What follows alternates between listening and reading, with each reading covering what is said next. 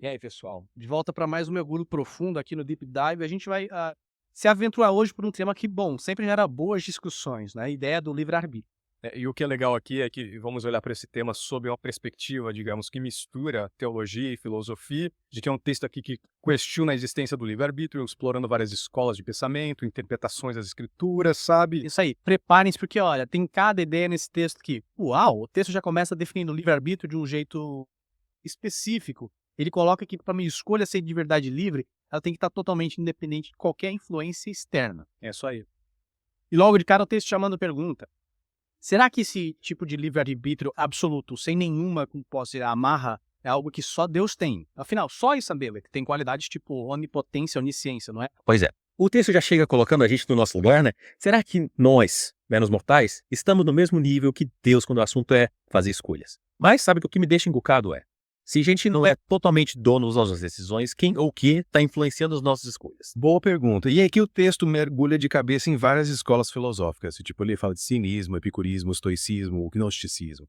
Para a gente pensar, ele dá um resumo das ideias principais de cada uma e como elas se conectam com a ideia de escolha individual e a busca pela verdade. E o mais maneiro é que, mesmo sendo ideias de séculos atrás, a gente consegue ver como essas filosofias, sei lá, elas influenciam o jeito que a gente pensa e vê o mundo até hoje. Pensa no minimalismo, por exemplo, que incentiva a gente a desapegar de bens materiais. Isso não te lembra um pouco a ideia dos cínicos? Rejeitar as normas sociais e viver de um jeito mais simples. Verdade. É incrível como essas ideias antigas ainda, de alguma forma, ressoam com a gente. Mas e aí? Como é que essa viagem filosófica toda se liga com o debate sobre livre-arbítrio? Principalmente quando a gente olha para a religião. Para aprofundar essa questão, o texto traz um exemplo da Bíblia, lá em João 8.31-34, onde Jesus fala sobre a liberdade em relação ao pecado. E a interpretação que ele faz dessa passagem é bem interessante. Ele argumenta que, como os humanos são, por natureza, escravos do pecado, as nossas escolhas não são de verdade livres. Então, ao invés de ter um monte de opções, a gente está preso por algo maior que a gente. Essa visão é bem diferente daquela que muita gente tem sobre o livre-arbítrio, né? Principalmente em religião.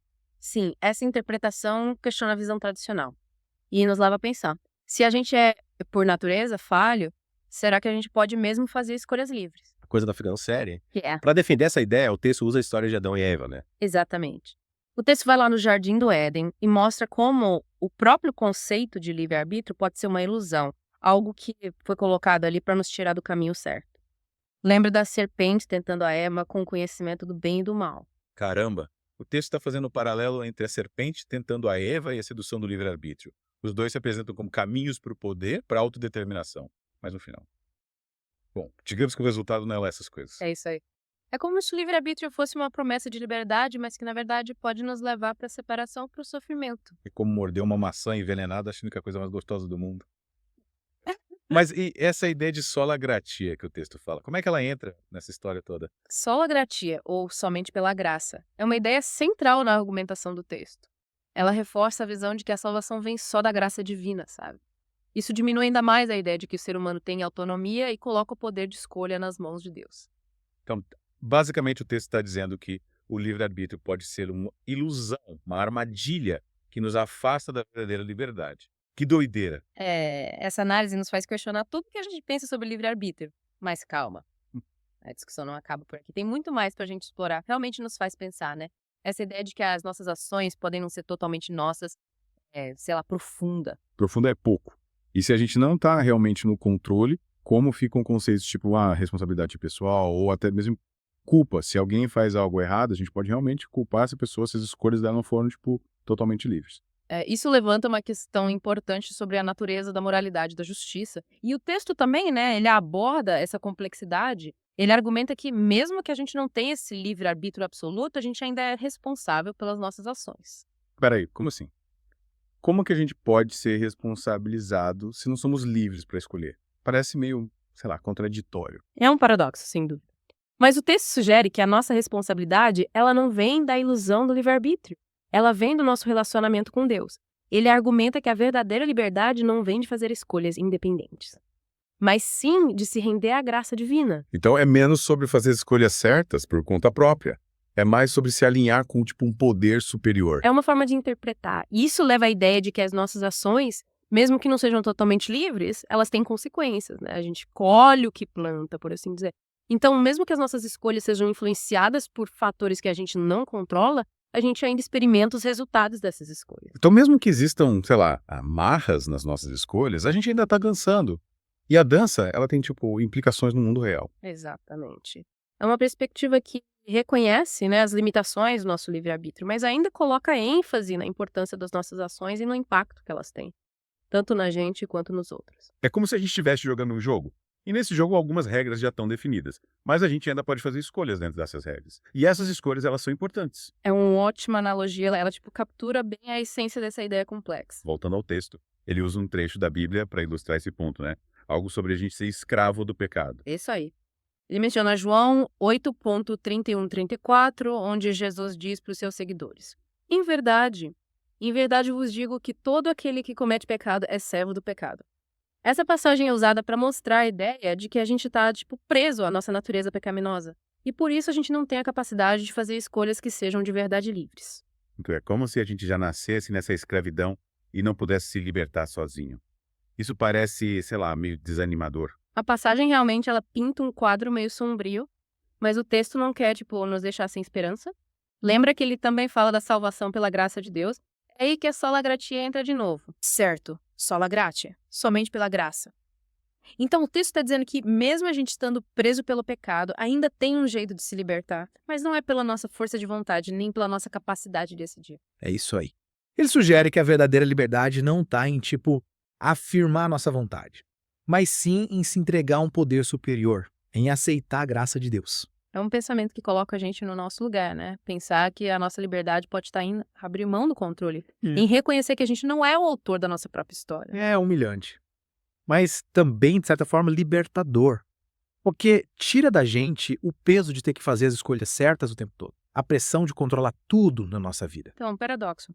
Ao aceitar que a gente não tem livre-arbítrio total, a gente encontra, na verdade, outro tipo de liberdade. Exato, é a liberdade da ilusão de controle, a liberdade do peso da autossuficiência.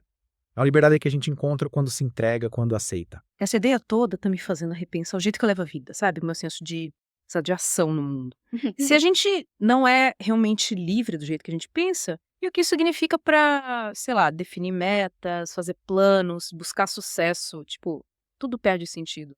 É normal se perguntar isso. É compreensível ficar meio perdido quando essas crenças que a gente tem sobre livre-arbítrio são desafiadas, né? Mas o texto, ele não defende que a gente fique parado, resignado. Ele só nos convida a ver as nossas ações, as nossas escolhas sob uma nova perspectiva. Então não é sobre desistir dos nossos objetivos, dos nossos sonhos. É mais sobre reconhecer que pode ter uma força maior agindo, nos guiando, moldando os nossos caminhos. É uma boa forma de colocar. É sobre reconhecer que a gente faz parte de algo maior que a gente. Que a nossa vida tá, sei lá, entrelaçada com uma trama divina. Isso não anula os nossos esforços, as nossas vontades, mas coloca eles dentro de um contexto maior. Então, é menos sobre ser o único autor da nossa história. É mais sobre ser um personagem em uma história maior. Uma história onde a gente ainda pode fazer escolhas, mas essas escolhas são influenciadas por um monte de coisas, tanto visíveis quanto invisíveis. Exatamente. É como se a gente percebesse que a nossa história individual, ela faz parte de uma grande epopeia, com reviravoltas que a gente nem sempre consegue prever ou controlar. Mas dentro dessa grande narrativa, as nossas escolhas ainda importam. Elas contribuem para a história continuar, tanto a nossa quanto a de todo mundo. Certo. Então, como o texto conecta essa ideia de livre-arbítrio limitado com a ideia de pecado e responsabilidade? Bom, ele volta para a história de Adão e Eva e foca na tentação da serpente. O texto argumenta que o próprio conceito de livre-arbítrio pode ser uma enganação para nos tirar do caminho certo. Interessante. Então, a serpente oferecendo para Eva o conhecimento do bem e do mal é como se ela estivesse oferecendo a ilusão do livre-arbítrio. Exatamente, está apresentando a capacidade de fazer escolha sem depender de Deus como algo bom, que dá poder. Mas, na real, isso leva à separação e ao sofrimento. É como se alguém te desse uma ação envenenada, mas disfarçada de algo delicioso e irresistível. Boa analogia. E isso destaca o argumento do texto. A verdadeira liberdade não está em buscar autonomia, mas sim em se alinhar com a vontade de Deus. Então é sobre confiar em um poder superior. Se entregar a um plano que talvez a gente não entenda completamente. É isso. É sobre reconhecer que a nossa visão ela é limitada. E a gente pode não ter a visão completa do plano. Mas isso não significa que a gente deve desistir de buscar a verdade, de viver uma vida com significado. Nossa, isso tudo é muito instigante. Mas tem que admitir, uma parte de mim ainda, sei lá, reluta em abrir mão do controle. Parece rascado, pular de um penhasco e esperar que tenha uma rede lá embaixo. Eu entendo. É. É normal a gente querer ter controle e sentir que tá no comando, né? Mas o texto nos convida a pensar na possibilidade de que a verdadeira segurança, a verdadeira realização não esteja em se agarrar ao controle, mas sim em se entregar a algo maior que a gente. Então é sobre ter fé, não só em Deus, mas no processo, na jornada. Exatamente. É sobre confiar que, mesmo quando a gente não entende, quando as coisas parecem incertas, a gente está sendo guiado, apoiado, amado em cada passo do caminho. Cara, isso é profundo e inspirador ao mesmo tempo. Mas, putz, ainda tô meio, sabe, sobrecarregado com tanta reflexão. Sei como é. É muita coisa para processar, né? Mas também é enriquecedor, né? Lidar com essas questões profundas. Com certeza. Então, antes da gente terminar essa parte do nosso mergulho, queria destacar mais um ponto importante do texto. O conceito de sola gratia. Sola gratia, somente pela graça. É um tema central no texto inteiro. Ele reforça a ideia de que a nossa salvação e, na verdade, a nossa verdadeira liberdade não vem dos nossos esforços, das nossas escolhas, mas sim do favor imerecido de Deus. É um pensamento que coloca a gente no nosso lugar, né? Reconhecer que o nosso destino final não está nas nossas mãos, mas nas mãos de um Deus que é amoroso e misericordioso. É humilhante, mas também muito reconfortante, porque tira da gente o peso de ter que merecer a salvação, a pressão de ter que ser bom o suficiente para merecer o amor de Deus. É sobre abrir mão do controle, se entregar a algo maior que a gente e confiar que somos amados, cuidados, não importa as nossas escolhas. Uma bela forma de resumir é sobre reconhecer que a nossa verdadeira liberdade não está na nossa vontade, mas em se alinhar com a vontade divina, com o fluxo da graça que nos guia para o nosso destino final. Nossa, que viagem incrível a gente fez hoje. Exploramos as complexidades do livre-arbítrio, os limites das nossas escolhas e o poder libertador da rendição a um poder superior. Foi uma exploração instigante, com certeza. E bom, acho que a gente pode dizer que só arranhamos a superfície desse tema. É complexo e tem várias camadas. Sem dúvida. Mas acho que a gente deu bastante coisa para os nossos ouvintes pensarem. Novas perspectivas para eles considerarem enquanto continuam a se aprofundar nessa questão do livre-arbítrio. E claro, como isso impacta o jeito que a gente vive. Concordo. E, no final das contas, cada um tem que encontrar a sua verdade, a sua compreensão desse conceito, né? Tão profundo e misterioso. Pois é, e falando em jornadas, o texto usa uma metáfora, digamos, bem forte para ilustrar essa ideia de se render a um poder superior. A metáfora da escravidão. Uau, que imagem forte. Mas acho que faz sentido, pensando naquela passagem da Bíblia que a gente discutiu antes, sobre sermos escravos do pecado. Exato. O texto usa essa metáfora para destacar a ideia de que a gente está preso à nossa natureza pecaminosa, sabe? E que a verdadeira liberdade, ela não vem de romper com essa escravidão por conta própria, mas sim de se entregar à graça de Deus. Então é como se a gente trocasse um tipo de escravidão por outro. Mas essa nova escravidão, na verdade, seria libertador. Isso. É sobre reconhecer que a verdadeira liberdade não está na autonomia, mas na submissão a um poder superior. A um amor que nos liberta das amarras do pecado e da autossuficiência. É um conceito, sei lá, radical, né? Pensar que a verdadeira libertação vem de abrir mão do controle. É radical, mas também está no centro de várias tradições espirituais, né? É sobre reconhecer que a nossa compreensão humana, ela é limitada. A gente nem sempre consegue ver um todo.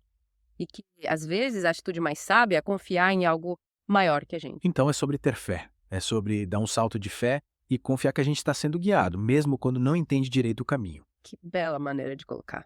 É sobre abrir mão daquela necessidade de controlar tudo e se entregar ao mistério, à sabedoria do plano divino. Mas essa ideia toda de se entregar a um poder superior me deixa com algumas dúvidas, sabe? Tipo, como saber qual é a vontade de Deus? Como diferenciar os meus desejos da orientação divina? Perguntas importantes e que, bom, teólogos e filósofos já se perguntam há séculos, né? O texto sugere que entender a vontade de Deus é um processo.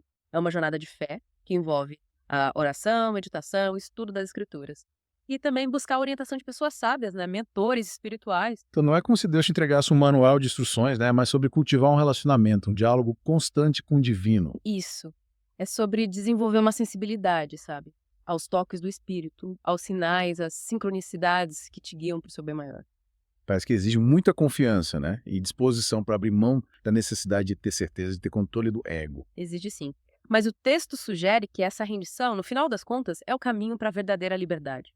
Para uma vida com propósito, com significado. Nossa, tudo isso é muito profundo, inspirador. Mas, vou ser sincero, uma parte de mim ainda resiste à ideia de abrir mão do controle.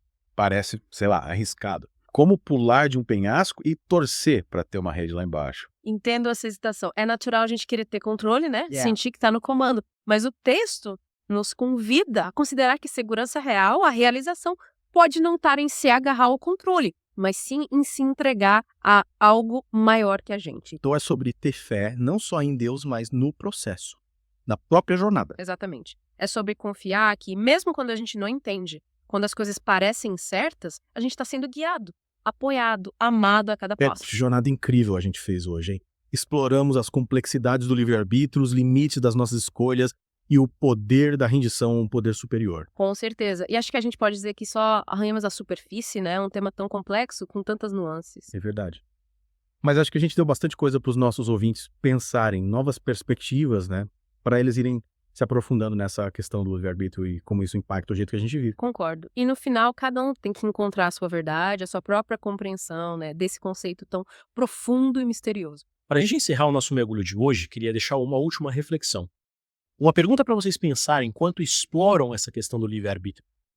Se a verdadeira liberdade está na rendição, do que vocês estão dispostos a abrir mão para experimentar essa libertação?